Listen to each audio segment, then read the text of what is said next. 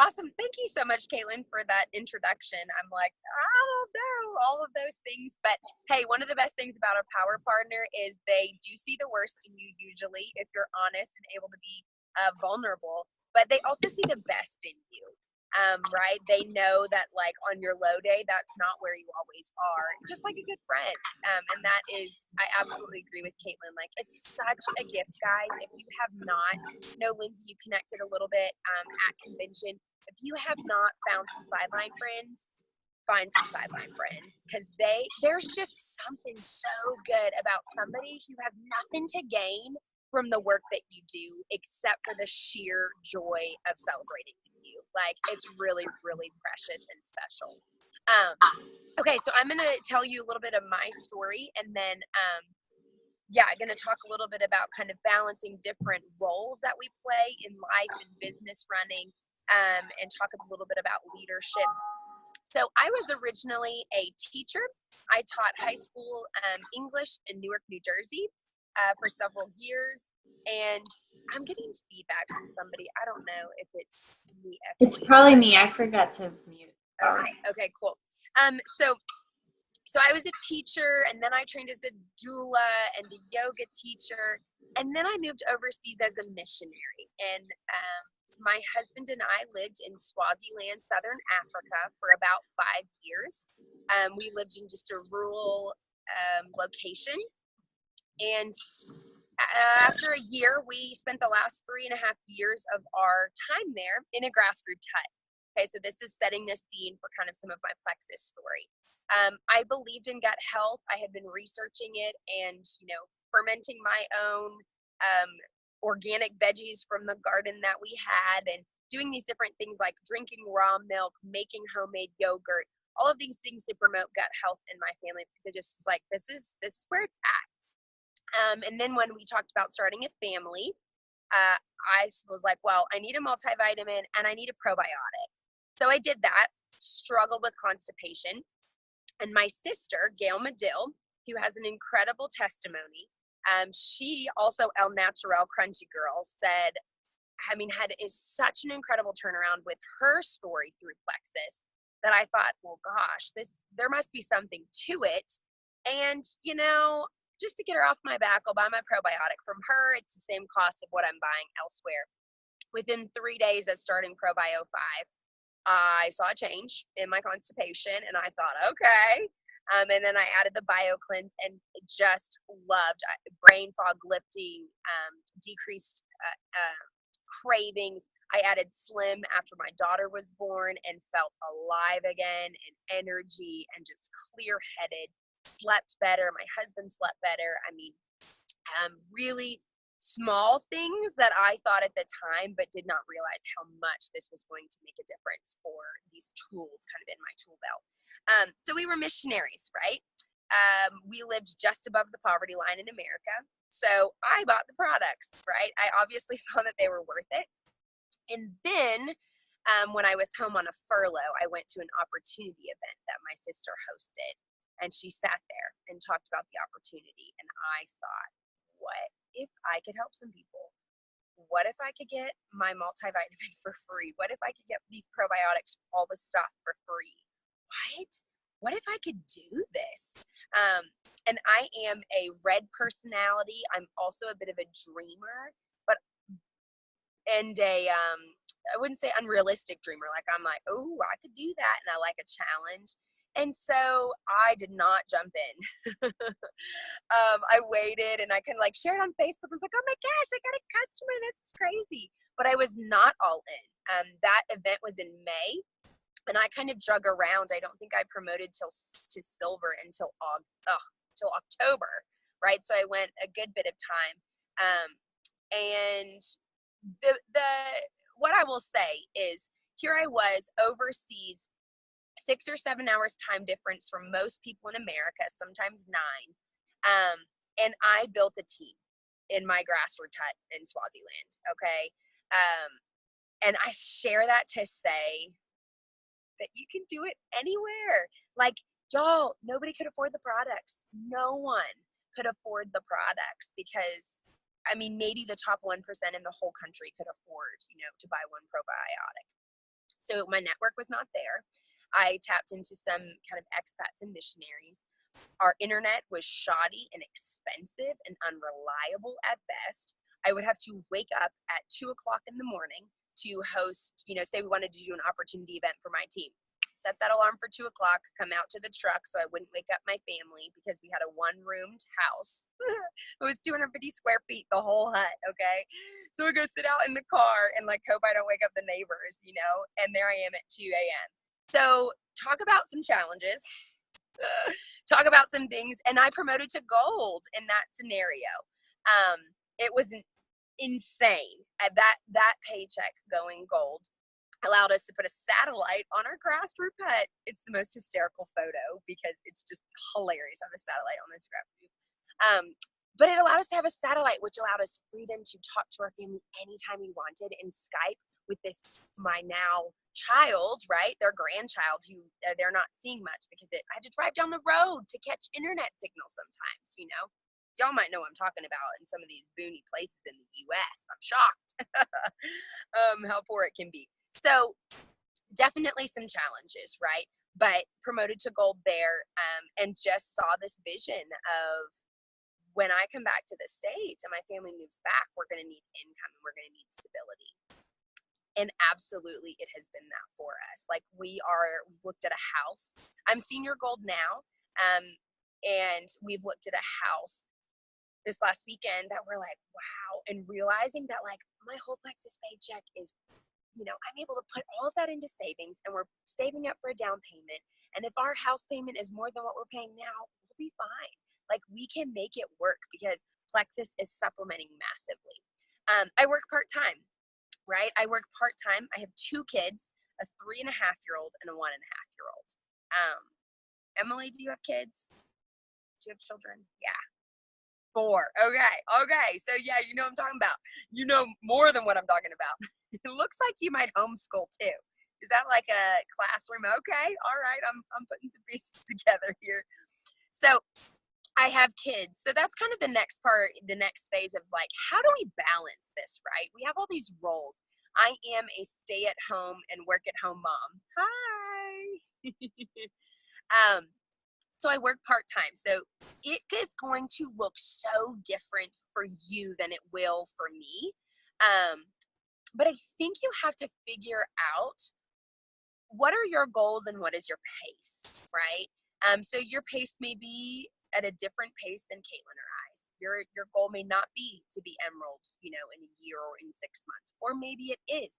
And you're gonna have to talk. You can talk with Caitlin and figure out like what does that look like? Because sometimes we think I want to be emerald in a year, and I'll just work 5 hours a week, and that'll get me there. That's like compounding, right? No, not really. So, we have to have kind of match these realistic goals with the actions and what works for our lives and our seasons. And we also just have to get our booty boos in gear too. Sometimes it's just that like either or kind of both and. So how do you balance? What about balancing, like whether you're working full time and doing Plexus on the side, whether you want to get your products for free, or you have big goals and you want to replace an income or retire a spouse, or you want to be a stay-at-home mom someday? Like, how do we balance those roles? I loved in our Ruby training, can't remember which diamond it was. Real sorry, I can't remember. I wanted to say it was Jennifer Lee, but it might have been Emily Gibson. There was like a little, I snuck into Ruby training at convention. Rebel. I was like, I'm going to be there sooner or later, and I'm going to go.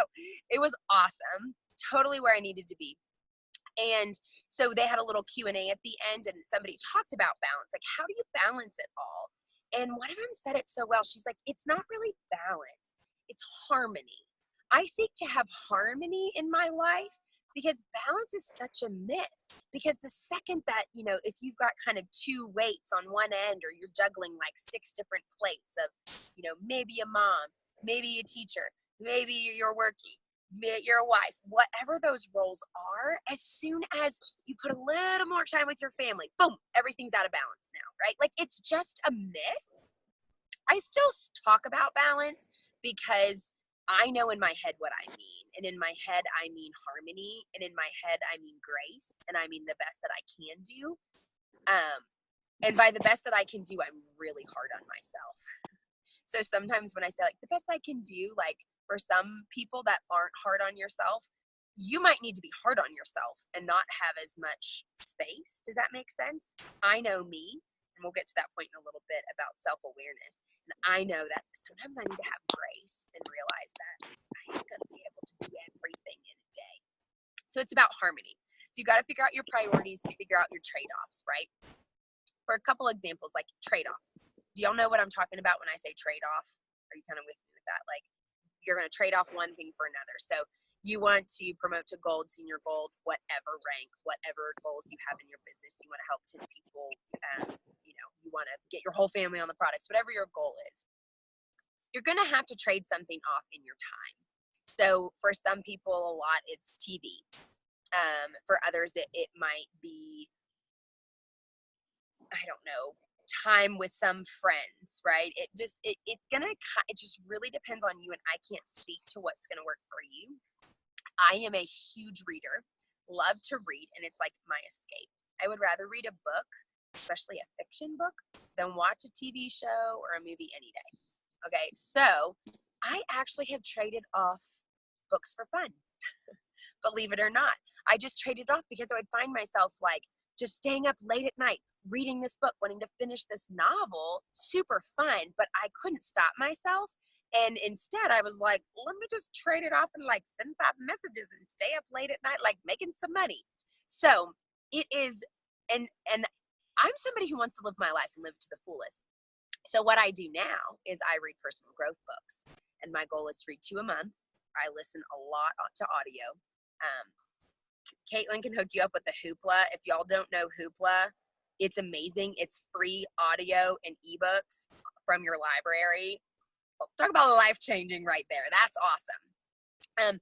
And there's a lot of it all depends on your library. So if you got they don't have a good hookup, see if you can find another library close by and see if they have a better hookup, or like your mom's library, because it's amazing. So my goal is to listen to 2 different books, or read one, listen to one, that kind of thing. So that's a trade-off for me, right? And sometimes if I'm having like a weekend, or it's a birthday, or it's a Christmas, I'll read a book. I'll read a book for fun, and I'll be like, this is luxury. I don't watch too much TV, but I certainly have cut that out. And only do it if I'm like hanging out with my husband on an evening. But even then, I'm like, this isn't great quality time. Can we just like talk or play a game, or, do something else? So there's some thoughts on that. And one thing is like your balance and your harmony is going to look different in different seasons, and it's going to look different for different people. So what you find as harmony, your teammates will not find as harmony. And that is hard. It's just honesty. It's hard sometimes, right? It's hard when you are like, what? What do you mean you just watched 4 hours of TV and you don't have time to wear plexus? Like, blows your mind sometimes, right? That just made that's like, okay, you may not be as serious as you want to be, or it just may be that they're in a different space. And that's really, really, really hard for me as a red to let people be in that space. But that's how it is. Okay, so I'm going to pause for a second and see if there's like anything clarifying with that kind of my story and the balance and harmony aspect. If you do have a question, be sure to unmute yourself because everybody's muted. Yeah. And if you don't want to interrupt, but you want to remember, there is that chat bar at the bottom. You can just like type something in, and then at the end, I'm going to make sure I have a couple minutes to try to, even if it's unrelated to what I've just said, throw it in there, and I'll work it in. Cool. Okay. I have a question. Yep. I guess everyone on here is on the other side of the world, or on the other side of the country, so it's not a big deal. I'm pregnant, and I am going to be having a baby in March, and my goal is to be working from home by the end of the year. I'm currently a cosmetologist. I have been for almost 7 years, and so I do hair throughout the week, and I am over it. So if I can get done earlier, that'd be great. But being you have had 2 kids now, and talking about harmony and that transition going from none to one, what was like, regardless of all the symptoms and whatever that are always played a part, how did you balance that? What were crucial things for you to learn in that harmony and giving yourself grace, but still being able to tack off things that you need to tack off in the process of it? And then what were things that you wanted to have done before baby arrived? And then how did you pick up after baby was here? Okay. Awesome. Love it. Congratulations, by the way. Okay. So I'm going to see if I can hit all of these things. Being on this side of it, I wish I knew now what I knew then, and I wish I was personally developed to the place I am now that I could have been then, so I could have done a lot more. It just would have been a lot easier. Having 2 kids, definitely harder, and Emily can attest to having 4, definitely harder, because now you're trying to juggle like 2 kids' schedules and sleep and whatever. But the transition from one, the reality is, Lindsay, you do not know what card you're going to draw with your kid. You don't know if you're going to have a happy sleeping baby or you're going to have a colicky kid. Obviously, you got the gut health thing under control, so hopefully you won't have the colicky business going on. And so I would say, yes, have grace for yourself, and you have to figure out what goals look like for you. Like if they're like small chunks, like this week, these are my goals. Maybe big picture goals like overwhelm you to think by December I have to do this. Maybe that's overwhelming, so you need to do the small goals. I'm pausing to think so I don't just go on and on. It's harder once you have a kid. I'll just say that. When they're on the outside, it's harder. There's less of a variable, right? So like when they're on the inside, you might feel tired, or I don't know if you've been sick, or kind of where you're at, you're uncomfortable. Maybe as time goes on, you won't be able to sleep as well at night. But like the reality is, like, you're in control of that. When they're outside of you, you're not in control of them. But however, the first months were easier because they sleep a whole lot. And so, I mean, there was points I did stinking IPA standing up with my computer on my dresser and like my daughter attached, in a carrier in the front, and like she wouldn't sleep laying down. And so I was like, whatever. And I like stood up with her, and at that point, like I was working towards gold and then gold. So it wasn't like I had this, large team or a lot going on. It's a very different place even than I am now as far as the hours I put in. But you just need to like know yourself and know when you can push yourself mentally and when you are to that breaking point, because ain't nobody want a mama who's got a breakdown. Like that ain't helping anybody. I know about that. So it's all about that, like little bits of self-care. So for me, a lot of times when my daughter, was taking 2 or 3 naps in a day, she would go down for a nap. And some days I knew that I needed to go straight to work. And other days, because I'd been up all night with her and I was exhausted, I would give myself 30 minutes and I would nap, or I would lay on the couch and read a book, or I would do something that was restorative and refreshing to me, because you will be worthless, not like worthless, but you will have nothing to give as a wife or as a mom and as a leader on your team or a recruiter for new people if you don't refresh. And that's across the board for everybody. You know what I mean? I actually found in, kind of the end of my pregnancy, beginning of my daughter being born, that postpartum time, I found like that was the easiest time for me to work my business. And then it got a little harder as things went on. So, I don't know. Those are definitely some really great questions. I don't know if I answered all of it. Yeah, no, I think you did. And then the only other, whoa, sorry, that was really loud. The only other question I had is in reference to actually a preferred customer, hopefully ambassador. She is moving to China in a couple of weeks to teach English with her husband. And she just started on the triplex with X Factor Plus. She has huge thyroid issues and health issues across the board. So she's really excited about it. She's also crunchy granola. But figuring out how to get the items to her, if we should order in bulk, if we should whatever, like when you were a missionary, how did you figure that out and how did you plan for it? Yeah. So since she's not there, she's going to need to figure out what the mailing system is like, if it's reliable and if it's expensive. I don't know that about China. For me, it was unreliable and it was expensive. And so I did it once or twice. I think when I first got the probiotics, my sister shipped them to me as part of our like Christmas package, but it was expensive. So mostly what I did was I would bulk order, and whenever I would come back to the States, or maybe my mom was coming to visit, or we had an intern coming, I would bulk order things to them and they would bring products over to me. And so it was like a little bit dicey sometimes, but you know, I usually ended up having extra because I'd order like 4 or 5 months worth. And obviously that the route to do on that as an ambassador. And so for you, it may mean if you know, if she has a team and she ends up building a team, you're going to want to make sure she has at least a couple of customers, so she's always having 100 PV, because there may be months that she's just not going to order.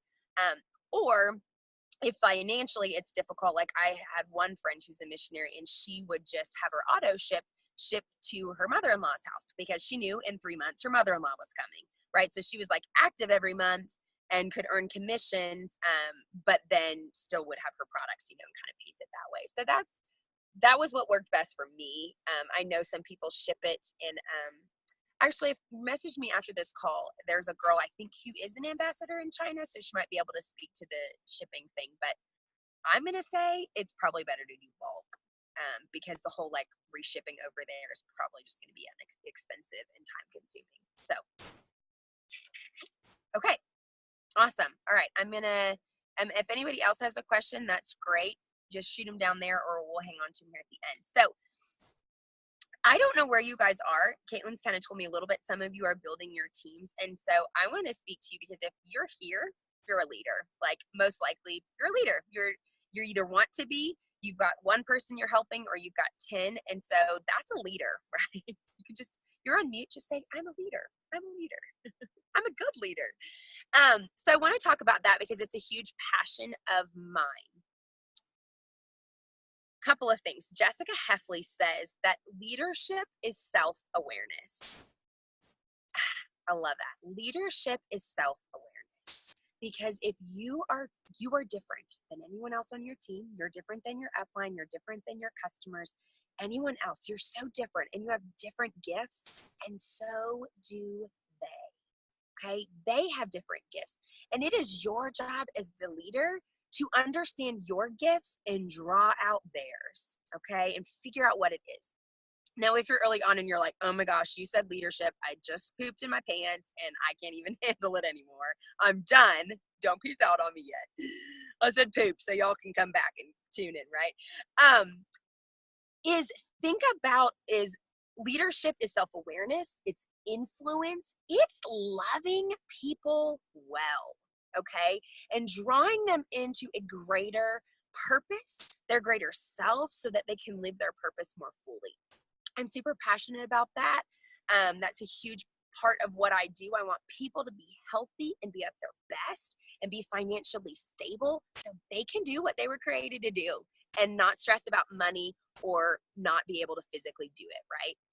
So one of the easiest ways to start to learn about your people is the color personality test. Have y'all done that? You guys know your color personalities. Okay, good. Your leader made you do it. Good. I know Carissa, I think Carissa, is big on it. I know Caitlin and I definitely talk a lot about it. It's a really good first step. It helps you understand a lot. And that's a whole nother call as far as, being a red and what that means. I'm a red, green, blue, and yellow kind of is further down for me. So I will just share with you. I like goals. I like numbers. I like to push hard. I like to achieve. When somebody says they're going to do something, I'm like, great. I just expect them to do it. Like, just do it, right? So it was very hard for me when I had people who had different personalities than me, different paces that they wanted. I did not realize that. I just thought everybody was like me. And that was tough. So as I'm leading these people, I burned some bridges. I hurt some good friends. And we've talked about it since then, because I went back and was like, dude, I was a jerk. And they're like, oh, it wasn't that bad. Because they're yellows and they're lovers and they're so gracious and wonderful, dear sweethearts, right? And I'm like, no, it was that bad. That was terrible. And they're like, no, it's fine. Let's just move on. I'm like, I love you. Thank you. But that is something that's really important, because you have to understand that the other people you're talking to, only 25% are going to be like you. The other 75% are going to be different. And when you can develop this skill, not just with prospecting someone, but when you can develop this skill as a leader to kind of go, I think I know what color they might be, or I think I know what color they might be when they talk about plexus. And then you can ask them questions and say, what's more important to you? Do you feel like, what draws to you more with plexus? Is it the fun? Is it helping people with their health? Is it some of the financial freedom? Is it winning the free trips? And those little words, right? Fun or help or the goals or the income, you can start to piece together what might be their clues. Or you just have them take the color personality test. Like, that's a really great way. And then you help them in their awareness. So that's a great tool, and one, I think you might be like, well, we already took the test. No, it done. I took the test 3 years ago, 2.5 years ago, and I still come back to it all the time. I still reference it daily, weekly in my business. And it's definitely a skill. So that self-awareness, if you feel like you are not someone who is self-aware and has a hard time with that, go to the people who you're close to. If you've read The Secret Code of Success, he talks about safe havens and loving mirrors. Did I say that right? Loving mirrors and safe havens. He talks about that the people that you can go to and say, what am I good at? And they'll be honest with you. And you could say, what are some areas where you feel like I could grow? And they can be honest with you. Those are the people you go to when you have a hard day and you feel ashamed about something, and you need someone to tell you that you're not a terrible person and just made a mistake. Those are your loving mirrors and your safe havens. So go to those people and ask them. Maybe you choose just 2 or 3, and ask them, what is it? Ask your leader, ask a sideline, ask, a spouse, a significant other, a mom or a sister, someone who would know you, and get some insights there and go, does that resonate? Are those some of my strengths? Because, and I will say this too, I also think it's important for you to understand your upline and how they work. And I'll kind of wrap down and do some questions here, because my sister, right, we're like best friends, 2 years apart, grew up, people treated us as twins. And when we started with Plexus and we were kind of doing this like running together business, I was like so frustrated with her because she's a different personality than me. And I'm like, why would she not do this? She's like, oh, it takes her time. She's more of a yellow-green personality, which is slower to make decisions. Greens take time to make decisions, but once they make them, they stick. They're awesome to have on your team. Well, I'm like a red, so I'm like, now, do it now. And she's like, I need time, So we had a lot of, and she's like, you probably still get irritated with me. I was like, honestly, now I'm just like, well, she's a green yellow. It's okay. Like, it has helped me filter so much. So there's that. That's a little bit self-awareness, leadership. Is there anything else that I wanted to say on that? There are other, if you feel like you've kind of tapped out on, or you're like, I want to know more about myself, the Enneagram. I know Carissa is really big on that, so you guys probably hear that a lot. That's huge. That's been super insightful for me. The best part about this, y'all, is this is not just going to bless your business. It's going to bless all of your relationships. I've been to counseling since I started Plexus. Do that. Go to counseling. If you want to be more than a gold in this company, just friggin' sign up with a counselor and be like, here I am. These are my issues. Let's work on it. Let's grow. I want to be better. Because you listen to every single person who is an emerald or a diamond or a jewel or a diamond, and they will say, counseling, personal growth, I mean, we just know it's huge. So why not just do it now and accelerate things, for yourself, for your family. So when I had my first kid, that's when I was like, I gotta go to counseling. I don't want to pass this crap on. I want to figure some things out. So yeah. Okay. Trying to think. So Caitlin, tell me if there's anything else that I wanted to kind of needed to touch on. Oh, the other thing with balance, talk to your stakeholders. Talk to your stakeholders. My daughter is 3.5. And when I go to the room and work, because like my husband's home, or if she's not going down for her nap, and I'll say, Mommy needs to work right now. And she will say, oh, you're working so you can buy us a farm? And because she knows that's one of our goals as a family, we want to buy a farm. And she'll say, so I can get a pony? And I'm like, be still my heart. I'm like, yes, thank you. Yes. That's why I'm working. It's just so, I mean, it's such a reminder, right? She just, from the mouth of babe, she speaks that into my heart. But you have to get, my husband is very supportive. He goes to work at 7 a.m. So I'll wake up between 5 and 5:30 and do a Bible study. And then I work from 6 to 7. And he takes the kids, he feeds them breakfast, he gets himself ready. He might get them ready in the morning if he knows we're going somewhere. And then he leaves, and we just do a quick couple minutes chat, and he leaves, right? So he's totally in on it, and he knows that what this means for our family, and he knows that I'm contributing significantly. And this evening, he put the kids down to bed because I have this call, and I've got other work that I'm doing to wrap up my month, right? So that's another tip. And if you have a spouse who's not as supportive as you would like, that is me. Even though he does those things, we've taken time to get to where we are. Ask their permission to speak about your work to them. Ask, is this a good time for me to talk to you about a struggle that I've had in Plexus? Or is this a good time for me to share with you some of the wins I've been having lately? Somebody, I think it was Rob Heffley that suggested that. And I was like, that's so good, because sometimes we can complain. And when Plexus can feel like a choice, either to you or to your spouse, you could choose to just stop, right? Or you could choose to work less instead of it's not like a job where you show up and you got to be there 9 to 5 and you'll get fired, otherwise it's this great thing that it has to be in your head that you're set for it. So when it can feel like a choice, sometimes your spouse is like, well, if all you do is complain about it, then why don't you just quit? That doesn't seem like it's working, right? So you have to check yourself and say, how do I speak to them? So, and if you've got older kids, same thing, right? Share some of the wins and find your sideline or your partner buddy, your power partner, to talk about some of the struggles. Okay. All right. Okay. I think that's pretty much what I've got. So awesome. I loved every second of it. Okay, so you can all probably see why I love Nicole so much now.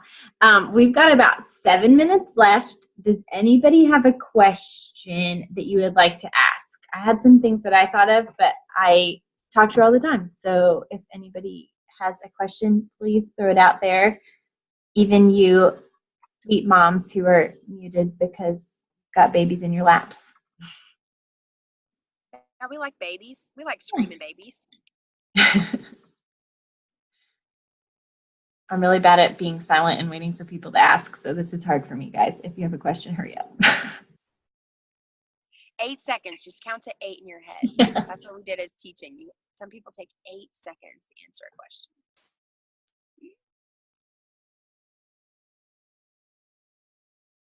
I didn't look at the chat. I didn't look at the chat either. Okay, I'm just going to ask a question. Yep. Real quick. This is kind of what you were talking about last, but I would love for you to share kind of the ways that you make time during your day when your husband is not around to have the time to work your business. Just the strategies that you've come up with 2 little ones, but still to save that time. Yes. Yeah. So I have what I would like to do, and then I have what happens sometimes. And that's okay, right? That's where you have the grace for yourself. But I would, because my propensity is to work more, to not be off my phone. So yeah, the time. So if my husband's gone, he's usually gone from 7 in the morning until 5:30 or 6 at the earliest. More likely 6:37 most nights. So we can have 11, 12-hour days without him. So he found a YMCA. In the YMCA, I pay my membership and I can go and work out. Like this morning, I drive up there, I drop the kids off. They have free childcare for 2 hours. I worked out for 30 minutes, and then I met with someone in the lobby and got her signed up as a customer, and I sat for the rest of that 2 hours and did IPA. or, message team, whatever. Okay. So that's one way. And then I took my kids and we drove the next couple minutes to the grocery store. We got our groceries, came home, had lunch, whatever. They go down for naps. When they fall asleep, I go back and I do IPA, and that's my routine. So I also will maybe try to like prep dinner when the kids are awake, and so that I'm not taking precious nap time, which is focus time and phone time, away from them. Like they'll help me prep dinner or whatever, and I'll put, I simplify my meals and do it in a crock pot or whatever I'm going to do. So that's certainly a way. I have learned the ages of my children, it is terrible to do phone calls when they're awake. It just does not work out well. I get very frustrated and flustered, and I'm angry mom. And I just, like, you can't even, a second I pick up the phone, they both start like screaming and bashing each other. And so that's a boundary. So I would say figure out like what your boundaries are and just hold them. I don't love to be on my phone a lot in front of my kids, but that's where the imbalance comes in sometimes, because sometimes I am. Like sometimes I'm like, oh, I got to message this person, and I will say, Cedar, I'm sorry, I'm going to have to, I'm texting somebody right now. Like our mommy's having a conversation with someone from work. And so I will do that. But ideally it's more relegated to, morning before they're awake or when they're with their dad, nap times, and then whatever. I do a lot more team check-in stuff during the day, like Marco Polo. I'll kind of Marco Polo back and forth with some of my teammates on things, or Caitlin, different goals things. But I have found I need quiet and brain space to do IPA and send like cold messages or follow-ups or kind of reach outs. I want to have an undistracted mind, so I feel good about those and not just like throwing something on a page, if that makes sense. So yeah, that's it. And then the other thing is too, who was it that just said, I'm terrible, I should write these things down. I want to say it was Tamara Holloway. I'm pretty sure that was it. She said, don't just have, she used to try to set work hours, and that was hard for her. So instead she set family hours. So she knows that like certain times of the days and week, this is when it's family only, and she shuts her phone off or puts it away. I love that. So like having a Sabbath where I'm largely like my phone's on airplane because I love to take pictures, but I'm not getting messages on Saturdays. Or Wednesday nights, the kids go to bed, my husband and I hang out, and I don't message folks. Those types of little breaks are good for me and are really good for, my family to know that they're a priority. And then sometimes, you got to be spirit led too. I really believe in that. Like this weekend, huge crunch time, end of the month, leaders retreat. And there were some moments where I was like, put the phone down, Nicole, be present with your family. And so I was, and I was like, thank you, God. I think that he will bless that. Like, even if it's just in relationship with my family, so that was, no, I think that's great. We've got like about 1:45 left. So I don't know that I want to ask another question and test your ability to be super, super concise. Because I don't think I could answer a question in that amount of time. But I will say that I think for me, one of the challenges is almost opposite, Nicole, of like not protecting my time too much.